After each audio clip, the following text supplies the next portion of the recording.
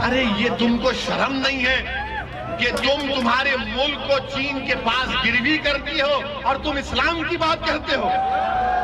वो चीन जो जिनजियांग में मुसलमानों को 20 लाख मुसलमानों को कैद में बंद कर दिया। अरे मिनिस्टर, पाकिस्तान में तुम एक मलेरिया की दवा नहीं बना सकते, तुम एक मोटरसाइकिल का टायर तैयार नहीं कर सकते। भारत बहुत आगे है, भारत से पंगा मत लो। ये हमारा घर का मामला, हम घर में तय कर लेंगे। हमको पाकिस्तान से कभी मतलब था ना कभी रहेगा। अरे कौन सी तुम सेकुलरिज्म की बात कर रहे हो? मेरे अजीज दोस्तों और बुजुर्गों, मेरी इज्जतदार माँ और बहनों, ये जो मुसलमानों से नफरत है किस हद तक पहुंच गई, इसकी एक मिसाल देता हूं। मुसलमानों से फिरका परस्ती किस हद तक आसमानों को छू रही है, एक मिसाल देकर चले जाऊंगा। पाकिस्तान और इंडिया का क्रिकेट मैच हुआ ना? मैं तो ये कहा था मोदी जी से कि इस मैच मत खेलो आप। मैं तो कहा था कि मैच इसलिए मत खेलो क्योंकि पाकिस्तान से टेररिस्ट कश्मीर पे आके वहां के सिविलियन को गोली मार रहे, हमारे 10 सिपाहियों को मार दिया। मगर मैच हुआ, खेल है, 11 खिलाड़ी क्रिकेट मैच में खेलते हैं एक तरफ एक टीम में।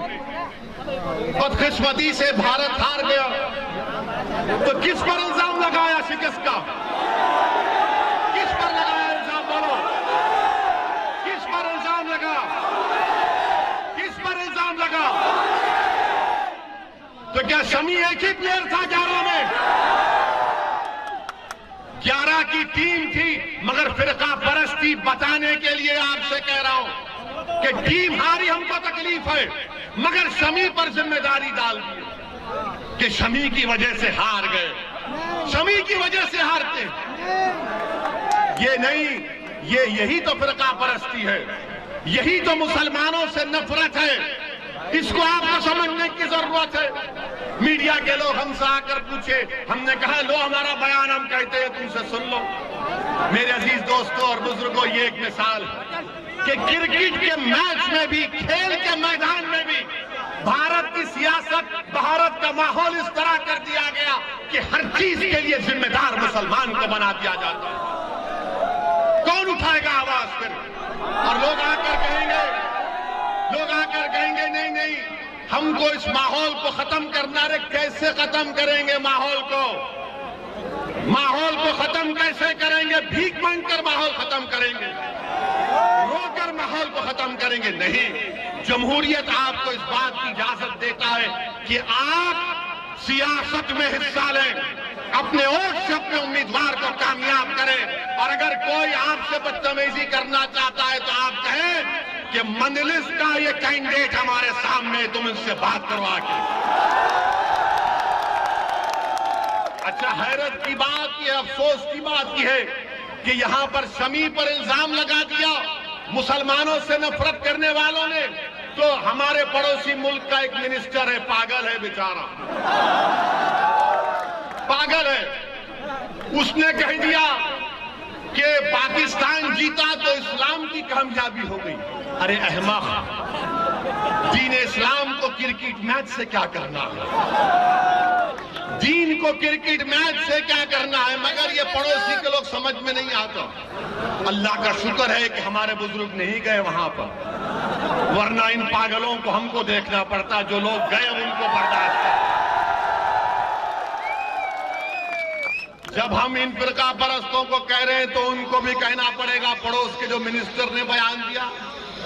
अरे ये तुमको शर्म नहीं है कि तुम्हारे मुल्क को चीन के पास गिरवी करती हो और तुम इस्लाम की बात करते हो।